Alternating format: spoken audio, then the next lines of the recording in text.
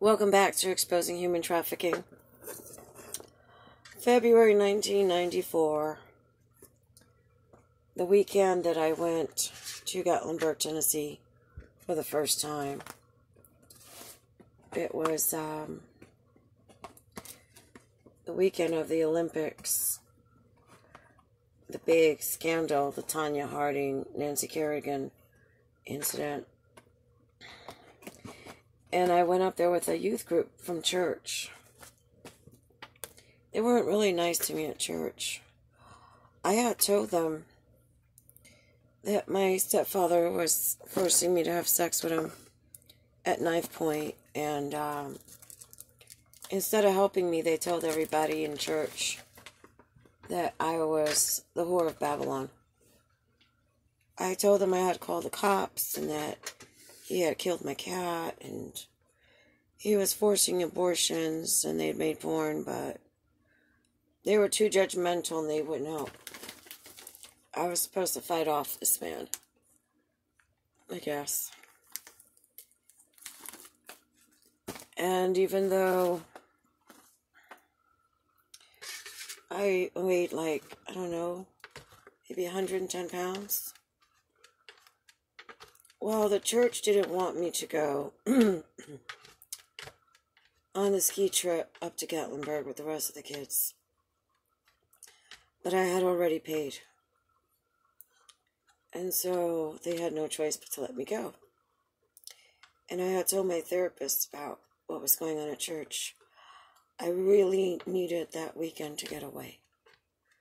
I needed some time to be alone, to be normal, to relax. And they made me feel very unwelcome the whole time.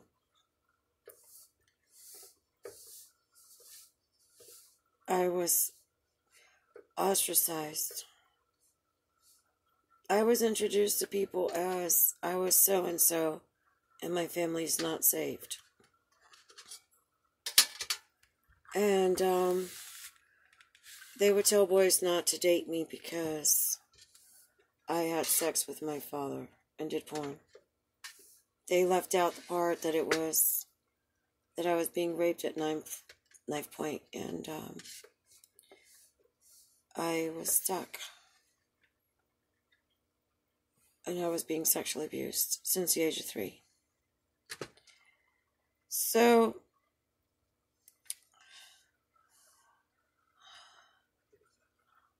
I had gotten pregnant because my stepfather, George Bermuda Sr., was trafficking me. I was trafficked for years.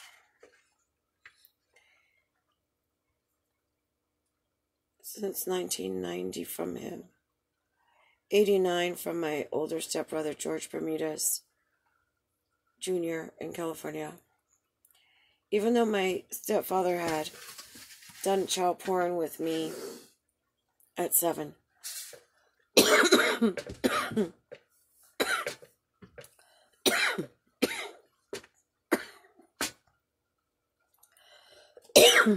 It's very hard to talk about it.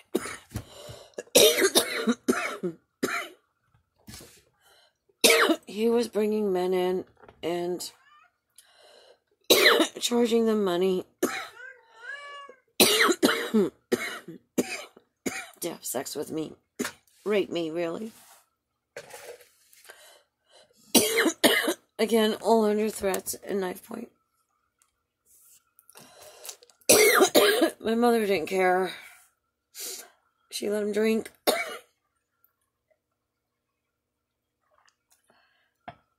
She was screaming. She needed a hysterectomy. She wouldn't get it. She was sick. She was bleeding like crazy. In and out of the hospital. Getting procedures. But she wouldn't get the hysterectomy until much late. To stop all this nonsense. And we already know that when I went to Illinois, she didn't try to stop it. She was hiding it from the cops as well. So, since They used to force abortions on me. Some of my boy alters decided that they would take the pregnancy test because there was no way that they would ever get a positive pregnancy test. And if they didn't realize I was pregnant, then they couldn't force the abortion, right? Now, with multiple personality disorder, there's a phenomena that occurs. I don't know how it works, but whatever that alters physical condition is what manifests in your body. That's why my vision will change depending on who's out. Sometimes I need glasses, sometimes I don't. Sometimes I need different levels of, prescription lenses. Some have allergies, some don't. It just goes on and on. And so the boys, to this day, take the pregnancy test, and I never really find out I'm pregnant until way far along. Usually past date of an abortion, that you can get a legal one. And that was the plan, to keep me safe. Now, Brad Pitt had already broken up with me July 2nd of 1991. And, of course, he had communication with my older stepbrother. My stepbrother spoke with my stepfather. And they were trying to figure out if I was pregnant or not, because I didn't get my period. But the pregnancy tests were coming back negative. And Brad knew about the altar boys. Altar boys, that sounds kind of funny saying that. But the male altars planned to take the pregnancy test. Because he was in therapy when we decided that that's what we would do for the body. So out of the blue, right before the ski trip, Brad decides to call my doctors. The ever-devoting, human trafficking, boyfriend, fiancé, pretending he cares and loves me. And he's so concerned. And out of the blue, starts asking the doctor how I'm doing. And the doctor said that, I was progressing and we were working on integration. And that they didn't know if I was pregnant or not. And Brad said that he just started dating Gwyneth Paltrow. So my doctor told me in session that Brad had called, that he said for me to go to Gatlinburg, that it would be a good trip for me, that he had been there as a kid because he lived in Missouri, and it's a popular destination for youth groups and family vacations. So when I got to Gatlinburg, we left Thursday evening and we got there Friday morning from Florida, in Tampa. And when I got to Gatlinburg, I started spotting. That's the weird period that I get when I'm pregnant. So that if someone wonders if I'm pregnant or not, no, I'm not pregnant. I just got a period.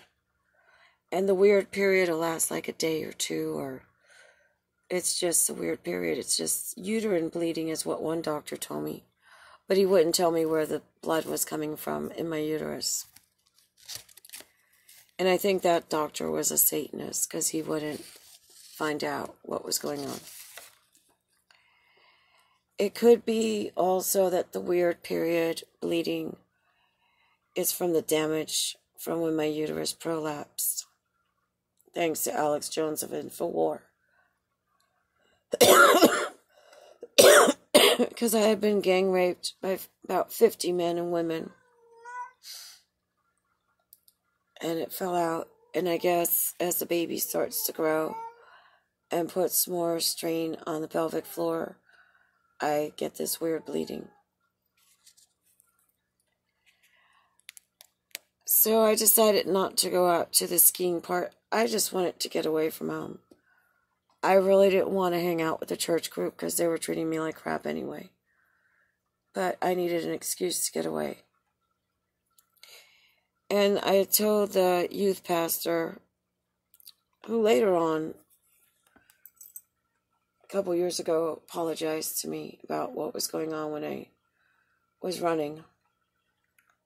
He said that they had made some mistakes, that there were some other people that had gone through certain situations and they were not handling things right at that time.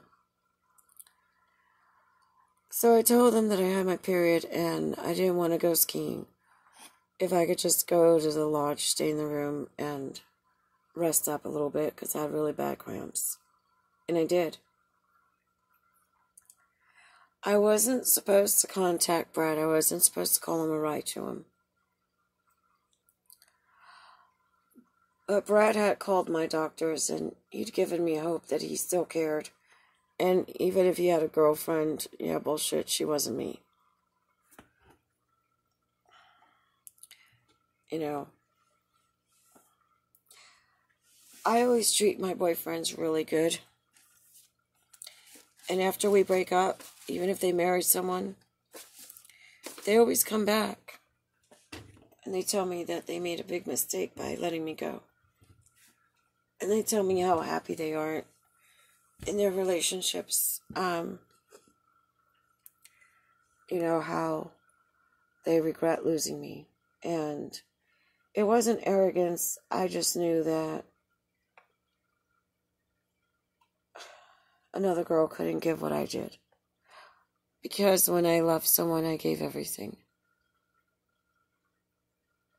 And a lot of girls don't love that way. They want things from a person instead of accepting the person as they are. And I said, well, if this Gwyneth girl gets mad and she can just show up at the house and, you know, start screaming and I'll kick her ass. But I really loved Brad. And I had every hope that he was going to come back to me one day. Because he said that once I got better, he would come back. Little did I know that he would come back to break the integration. So I could be trafficked some more. So while everybody was on the slopes, I wrote a letter. And I told him about how glad I was to have heard that he had called the doctor and he still, you know, remembered me and cared. And I hoped his career was going well. And I told him I still loved him. And that when we drove in through Gatlinburg, I saw this tiny little wedding chapel where one day he and I could elope and get married and be living happily ever after because he was my Prince Charming. And I told him about a dream that I had had. One of the ways that I know I'm pregnant is I'll dream about it. And I had had a dream that I was pregnant with a little girl and that it was his. Well, it wasn't his little girl, but I was pregnant. And I told him in the letter, I still dream that I'm the mother of your children. And of course he took that line and he put it in Legends of the Falls in the jailhouse scene. Along with the way the girl kisses him, that's how I used to kiss him, everywhere.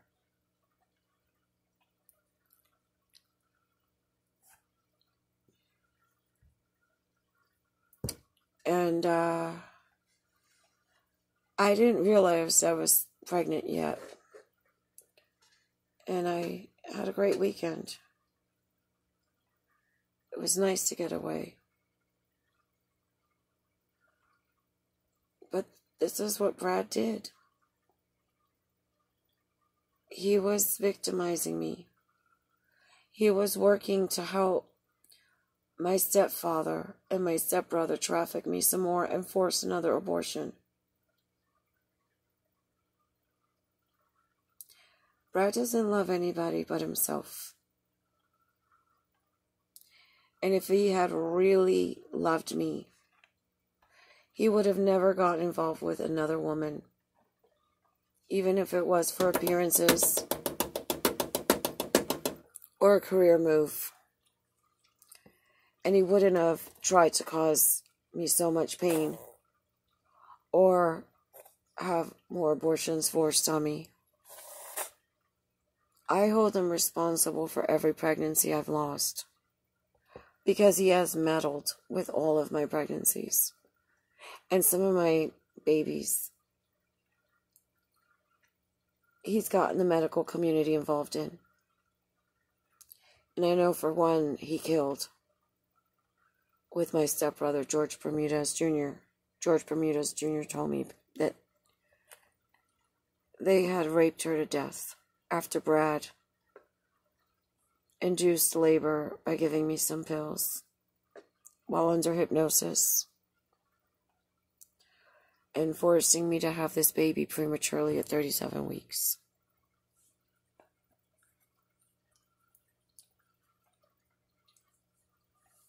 It's nice, though, to see that my creativity did finally make it onto the screen, even though I never got credit for it. But Brad had to steal all my ideas to become famous. And he had to kill my kids.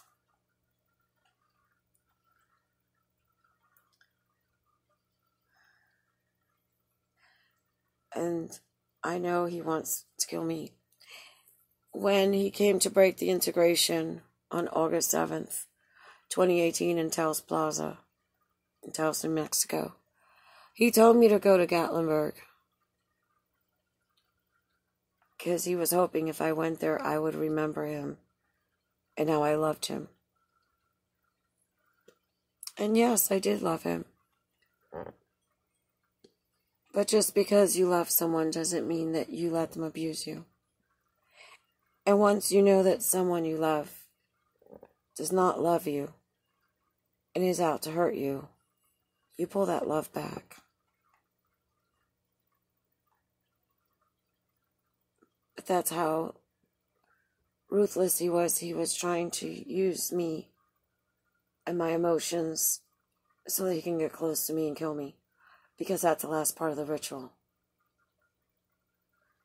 So give it a thumbs up, comment down below, subscribe if you haven't, hit that notification bell, and share, so that there's not one more victim of human trafficking. We're almost at 1,000 subscribers. Every time we get really close, it jumps back down. So please make sure that you are subscribed and share it. Thank you.